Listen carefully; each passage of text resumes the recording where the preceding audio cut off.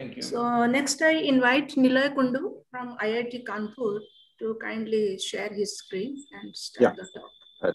Sure.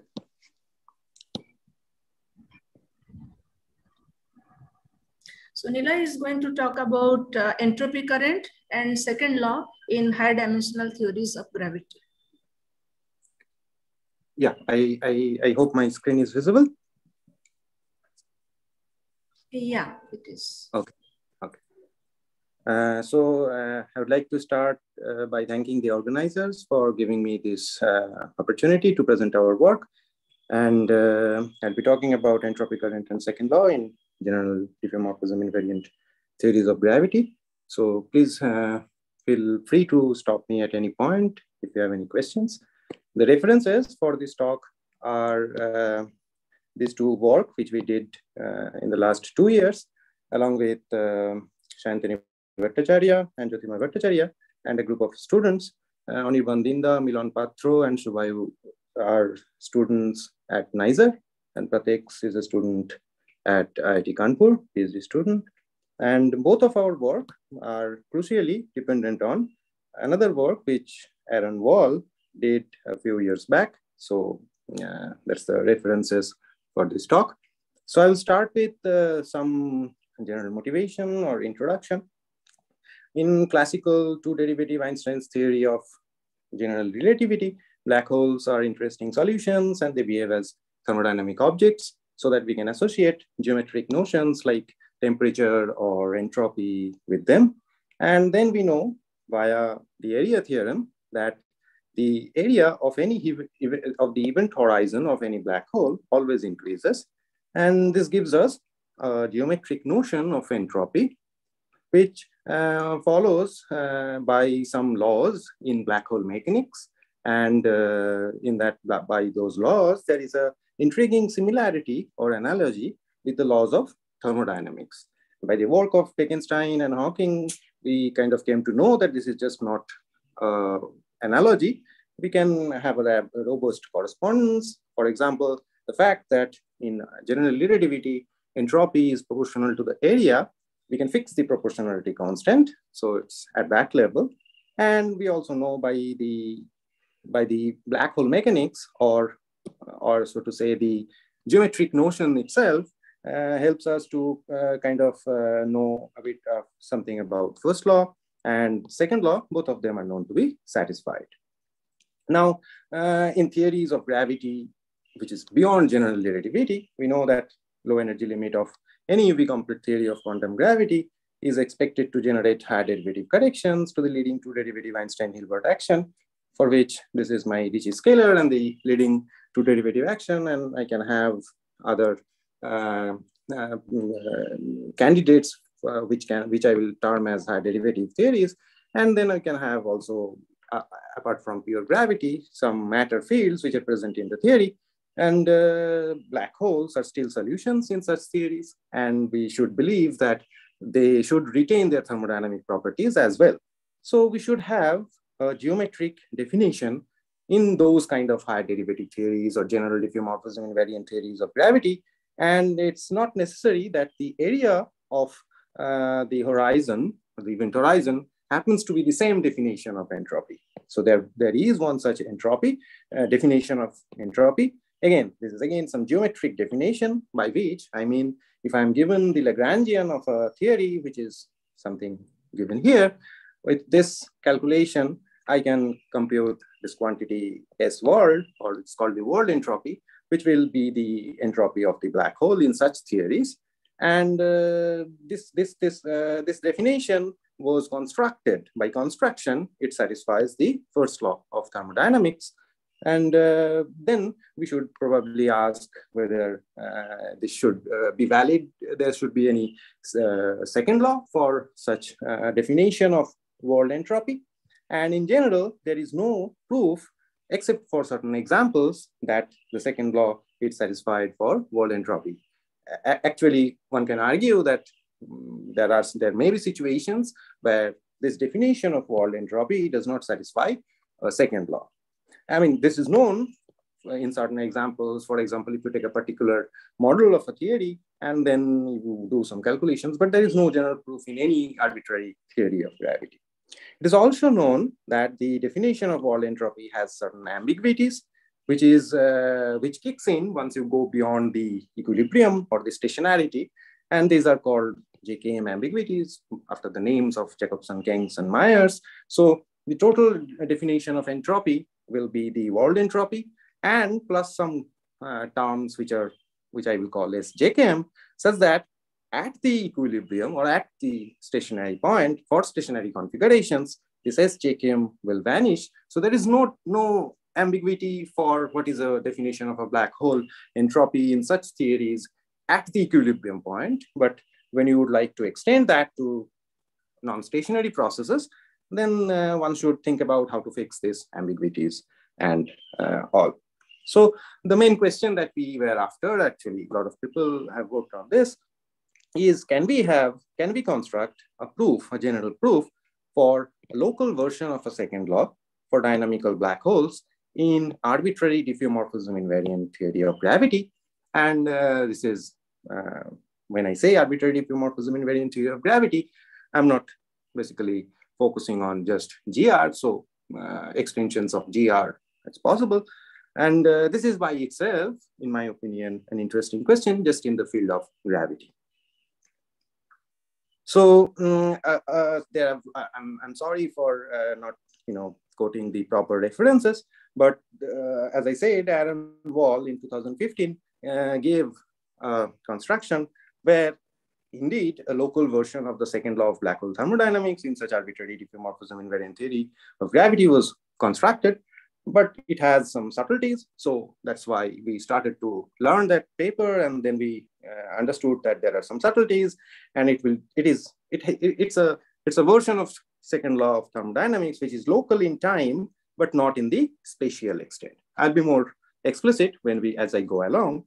And so what we have done is have come up with a construction of an entropy current. What do I mean by this? It will be clear, but just to give you the idea that this is if we are working in d space-time dimensions, this is a d-1 vector defined on the horizon, which has time component and spatial components. It has by construction a non-negative divergence, and that gives us to come up with an ultra-local version of the second law, by which I mean local in both time and space coordinates, unlike this construction of Aaron Wall, which was local in time but not in the space coordinate. So, and how to understand it physically, just to give you an idea that non-negative divergence of an entropy current is the statement of second law. So what we have is not just a local entropy production, but also we come up with a mechanism due to the spatial components, which tells us that there is a spatial redistribution of entropy density between different adjacent spatial regions of the horizon. Basically, some inflow and outflow of entropy density on the spatial slices or constant time slices of the horizon to reach a final equilibrium. So I'll be more explicit as I go along. Now, just to give you a quick idea, what's the statement of second law in gravity? So for that matter, this is obviously a statement beyond equilibrium, because by first law, we only compare nearby configurations, which are state functions. So for second law, we must go beyond equilibrium. So if I start with an equilibrium configuration and I reach a final equilibrium, so the total entropy associated with the final equilibrium must be greater than or equal to the total entropy associated with the initial equilibrium. That's a notion of second law, which we know. Now for gravity, what we have to think about is what is an equilibrium configuration.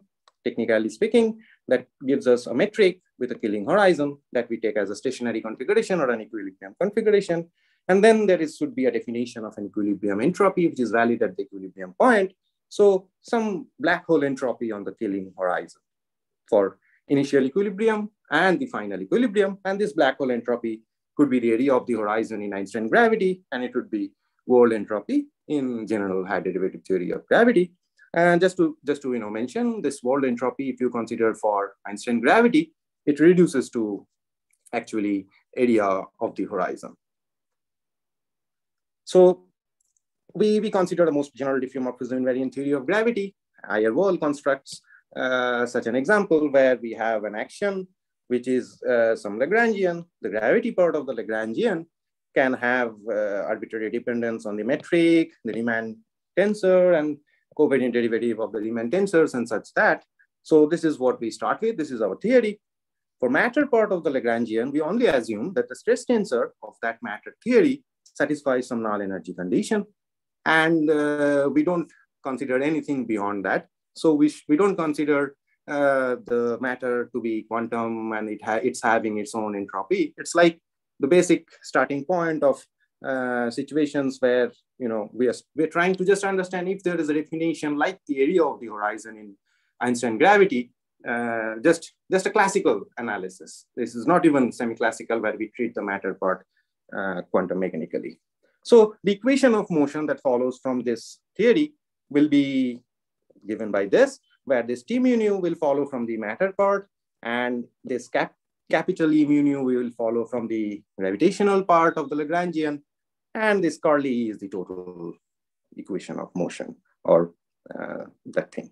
Now, very crucial element in our construction is the setup where we kind of choose a particular metric gauge.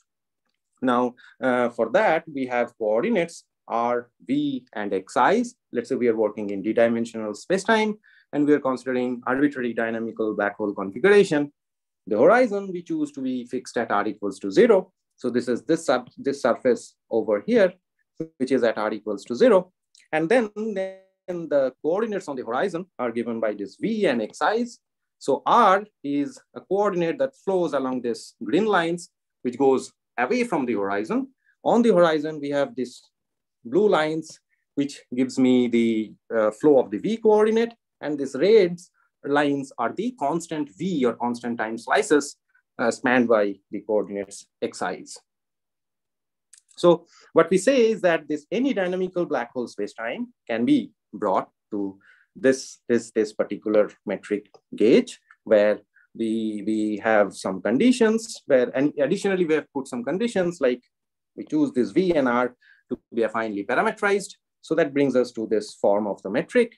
And more explicitly, we can bring factor out some factors of R. So this GVV over here follows this condition, which is the definition of the horizon, and also this condition, which follows from the fact that V is affinely parametrized.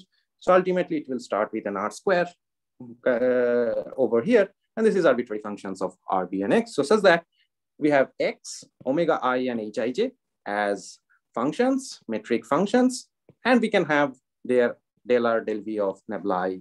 Nabla is the covariant derivative associated with the Hij. So these are the basic building blocks in our construction. Then we are studying dynamical processes where we start with some stationary black hole solution, let's say, then perturb it with some matter that satisfies the null energy condition. And after we have perturbed it, it finally settles down to another stationary black hole metric. That's the processes we are trying to study. So we start from an equilibrium configuration and we reach a final equilibrium configuration. So the total metric can be written in a perturbative analysis where the G mu nu EQ is for the starting stationary or equilibrium black hole solution configuration. And this part is corresponding to the matter source, which perturbs it, which has a small amplitude. So we will treat this parameter epsilon in a small amplitude expansion. And then the main result of our analysis is a statement about gravity. I just want to make it highlight it that even if you forget the context of second law or anything, in any diffeomorphism theory of gravity, the off-cell structure of an equation of motion can be written like this, where we look at the VV component.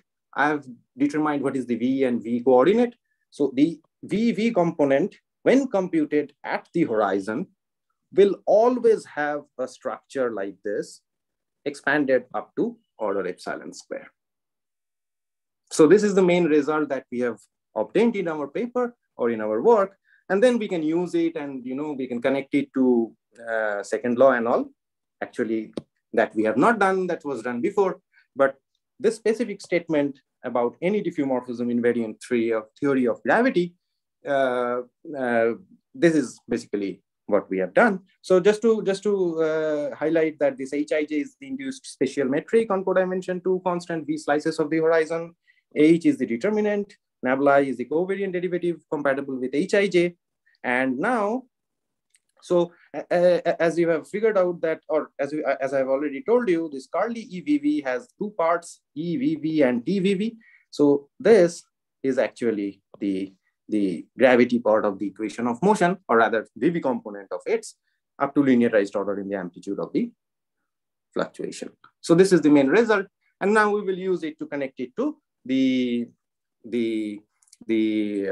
second law. And that's why the name entropy current comes in. So remember, we have this structure. So null energy condition means TVV is greater than equal to 0. The VV component of the stress energy tensor is greater than equal to 0. On shell condition means this EVV has to be 0. So this EVV part, this part which we have written like this over here, must be less than equal to 0.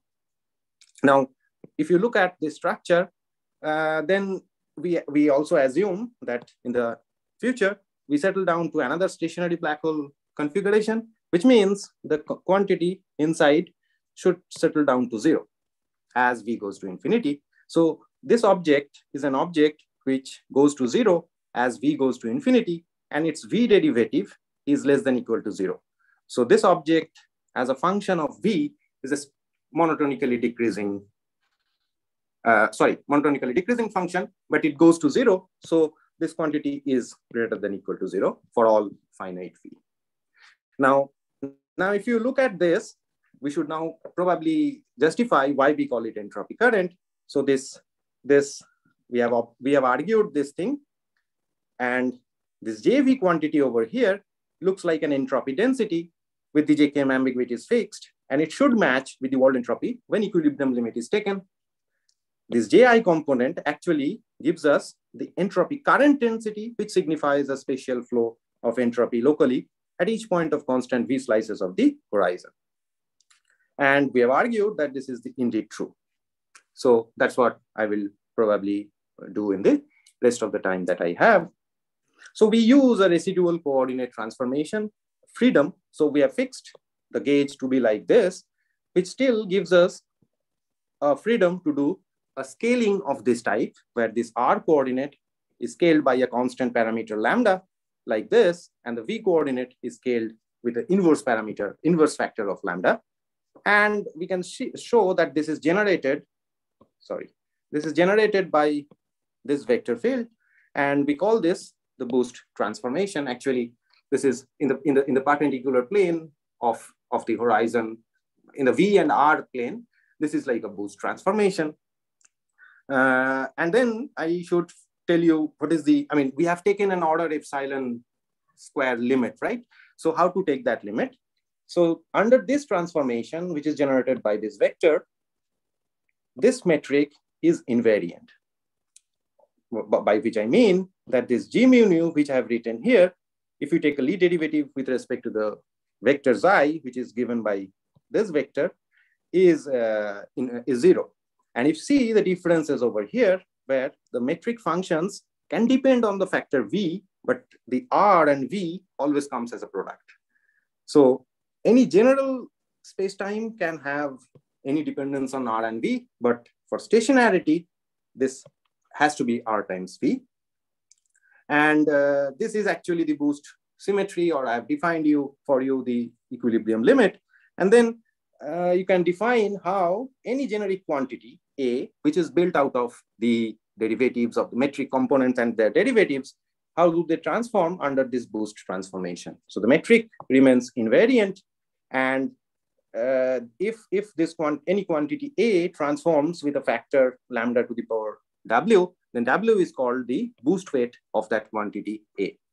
So this is true for any quantity if that is built out of this metric coefficients and their derivatives.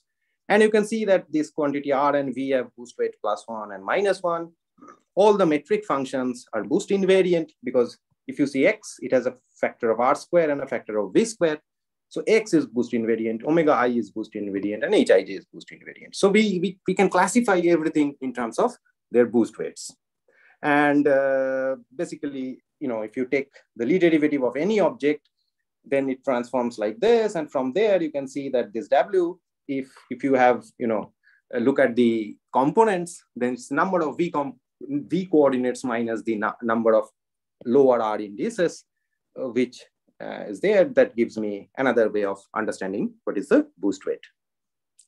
And then stationarity or out of stationarity means that if some object B is constructed out of this object R times V, that's the definition of equilibrium quantity. Then whenever, if I look at any arbitrary quantity A, which is defined like this, which has more del V derivatives than del R derivatives, then whenever it operates on any functions like this, it will bring down factor of R hanging. And then if you take R equals to 0, which is the horizon, so you're computing things on the horizon, so it will vanish. So this gives us what is the equilibrium limit. Take everything, anything which has some del V derivative more than del R derivative acting on equilibrium objects, that will become 0 when you take equilibrium configurations.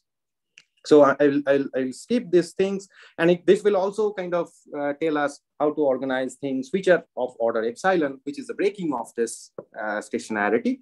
So whenever you have object which is a product of two quantities like this, where in each of them you have del V derivatives more than the number of del R derivatives, so you will get an order epsilon from here and order epsilon from here. So there will be order epsilon square. So I'm telling you that's how we kind of organize the things, which quantity we are looking at a off-cell structure of the VV component of equation of motion. And then we have to decide which one is order epsilon and which is order epsilon square. So this gives us the rules for doing that. And then I'll tell you why the VV component of equation of motion is so significant in arguing the second law. So this is the definition of the world entropy. And this is the world entropy density.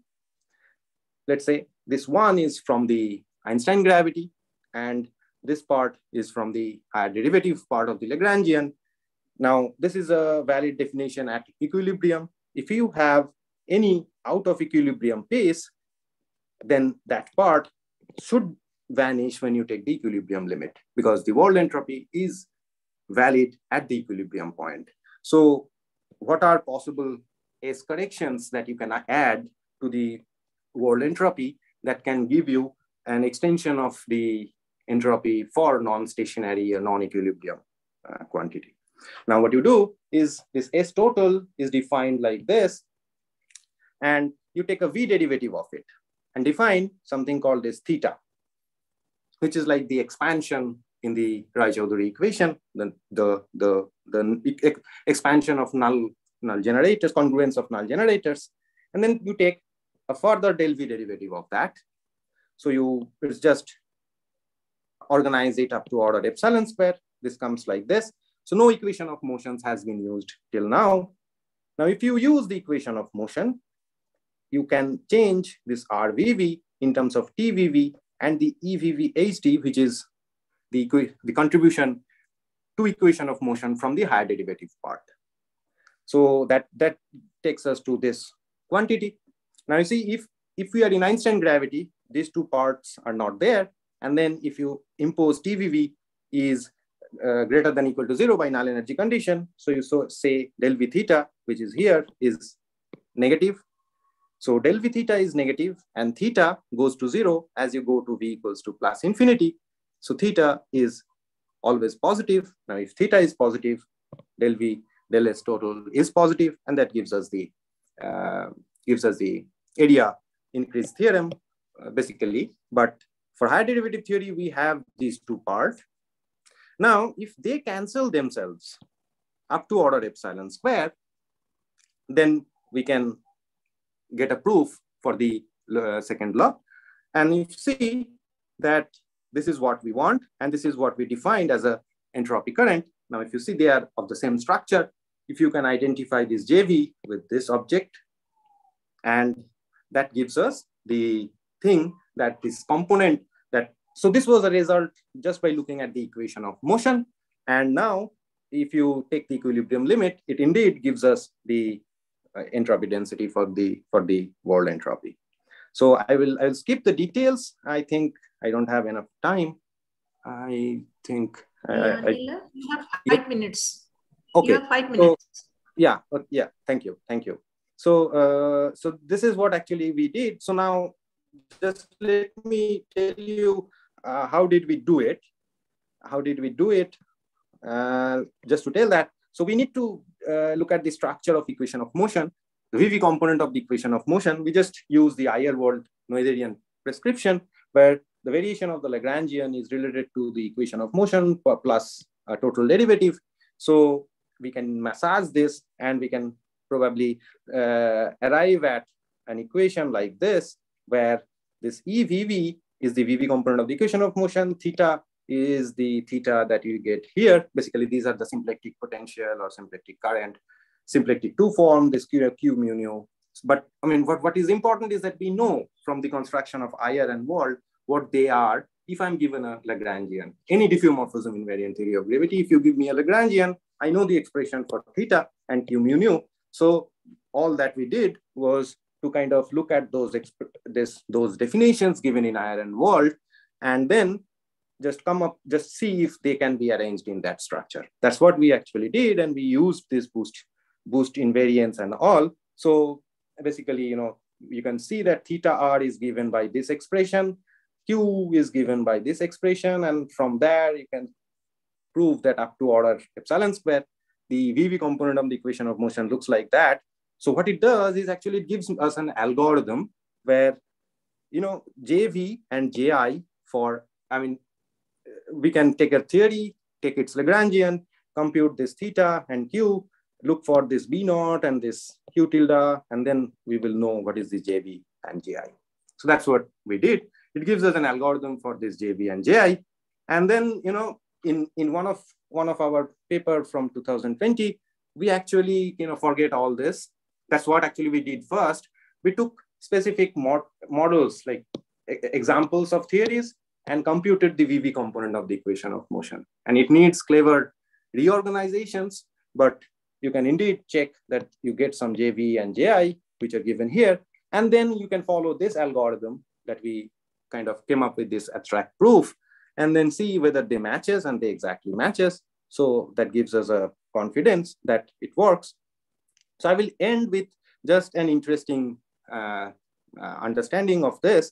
Let's say we focus on the Einstein-Gauss bounded gravity in 3+1 dimension. So all our calculation was not specific to any specific dimension or anything. It works for d = 4, d = 5, 6, 7, all dimensions. So let's focus on d = 4 dimensions. We know that Gauss-Bonnet term is a total derivative. So we should not get any contribution to equation of motion from this term in 3+1 dimension. So this is the equation that we claim is what we have shown. So this part is 0. But if you compute the equilibrium world entropy following the formula that I gave you, it gives you it gives you basically the Ricci scalar of the codimension 2 surface horizon slices, which for us is a 2-dimensional surface because we are in 4 dimension. So this is if you integrate it, this gives you the Euler number. It's a topological number, but JV is non-zero if you follow that definition of world entropy. So it kind of looked like a puzzle that we have a 0 on this side and we have non-zero JV. But we kind of, if you kind of allow for this JI, which is indeed there for Gauss-Bonnet theory in 4 dimension as well.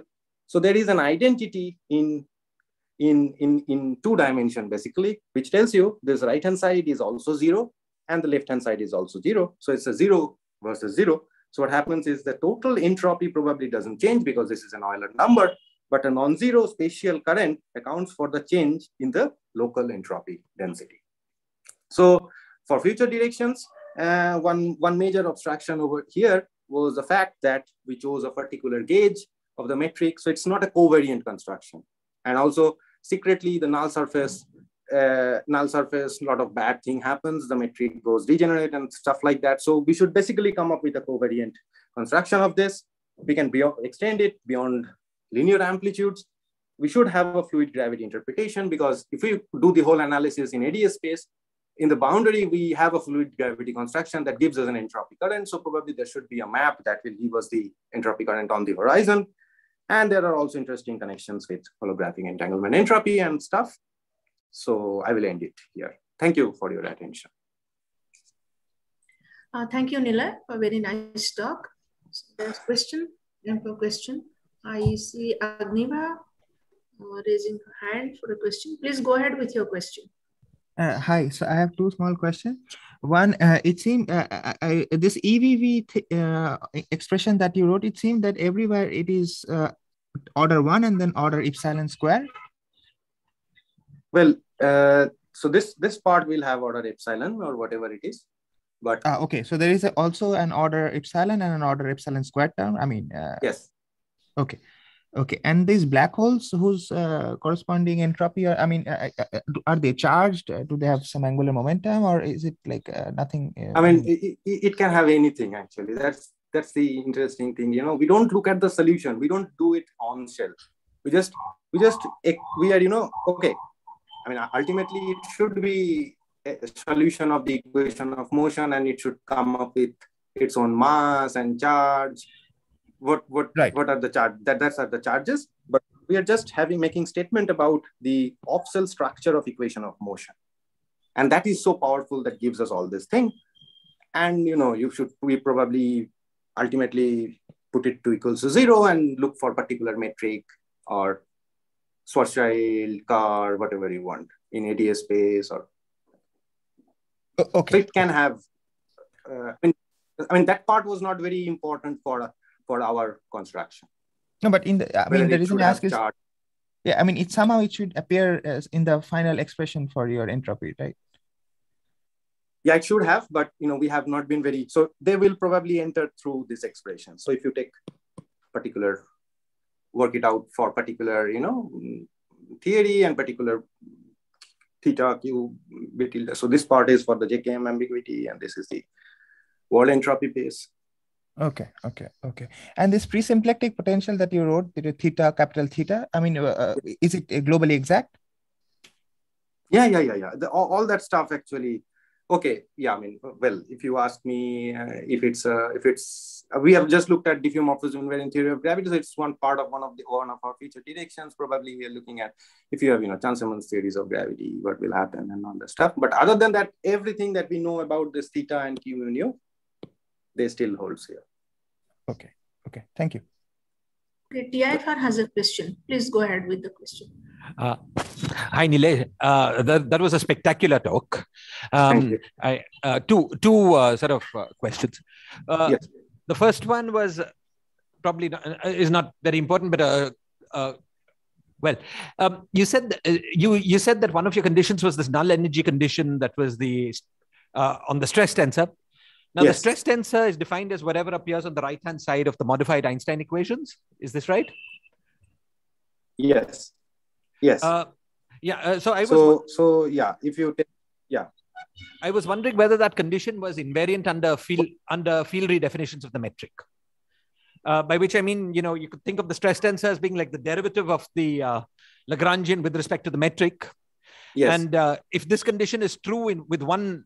But since you're dealing with higher derivatives theories of gravity, you should, all the statements that you make should presumably be invariant under field redefinitions of the metric, like redefinitions like G mu nu goes to G mu nu plus R mu nu. And is it clear that if this condition is invariant under such field redefinitions? Yes. So what I need to think about it, to give you any, I mean, just to understand your question properly, but what I can say is, you know, in the metric gauge that we have chosen, we have been able to argue that this T mu nu never kind of creates a problem, because the field redefinitions that you're probably talking about should also keep in mind that we are fixing a gauge. So I'm not talking about coordinate redefinitions. I'm talking about metric field redefinitions. So G mu nu goes to G mu nu plus R mu nu, that kind. You know, so what your stress tensor is will depend on what your metric is. Yes. Now, in Einstein gravity, there's a canonical choice, because there's one choice of metric that makes your Lagrangian two derivative.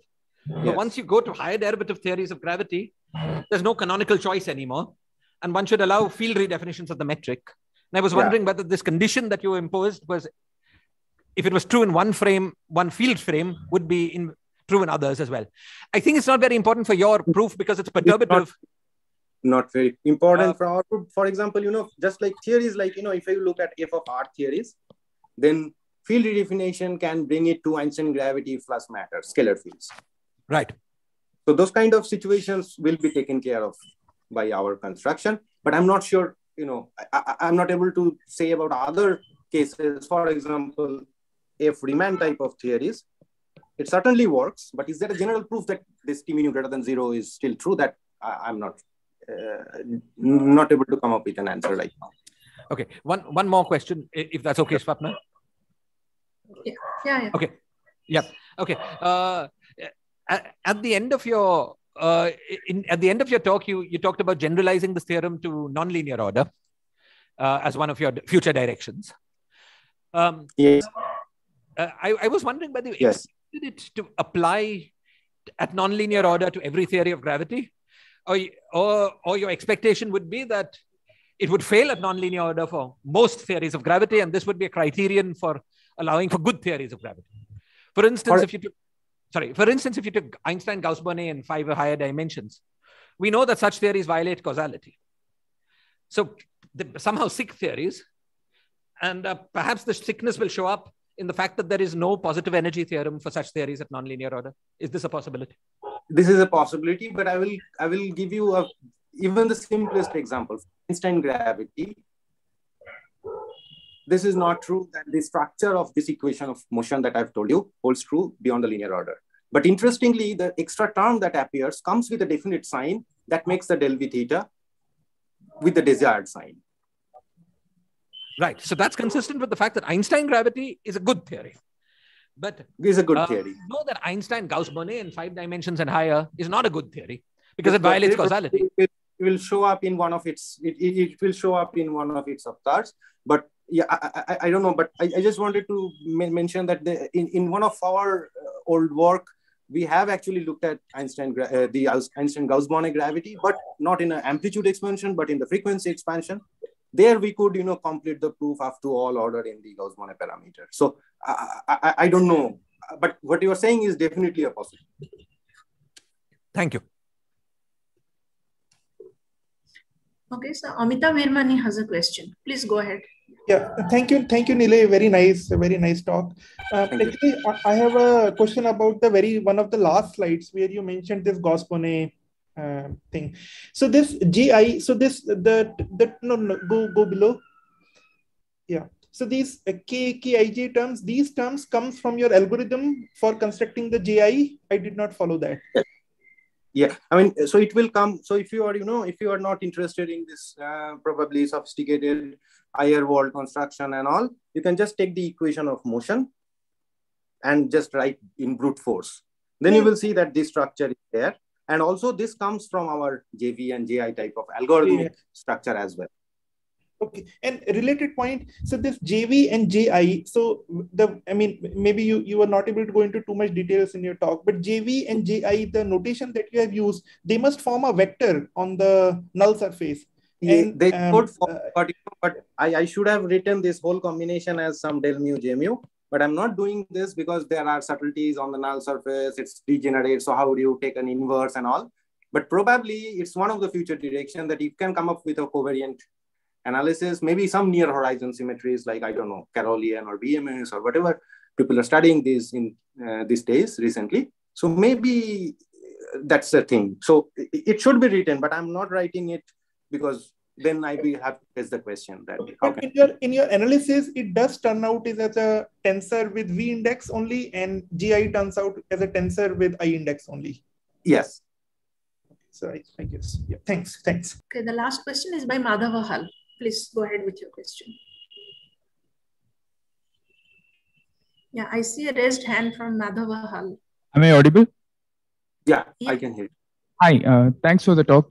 So I was wondering, the gauge conditions the boundary conditions you imposed on metric and so on, do they allow, since this formula is supposed to work for non-equilibrium black holes, does it also allow for outgoing radiation from the horizon? Well, I think if you look at this thing, so this, I'm not getting into in this X, but probably it will be R square times something, which is probably the news or the Bondi mass. I don't remember exactly. So all that information is there in these functions of X, omega I think. It should be an expansion in R square. So I mean at the near horizon boundary conditions and so on. It's a near horizon boundary condition. Okay, I think so should be in. Just because you said news, like did you mean some asymptotic statement or? Yeah. So this is actually this gauge choice is true as asymptotically near horizon. Okay, I think there are no more questions. So let's thank Nilay for a very nice talk, and we move on to the next talk by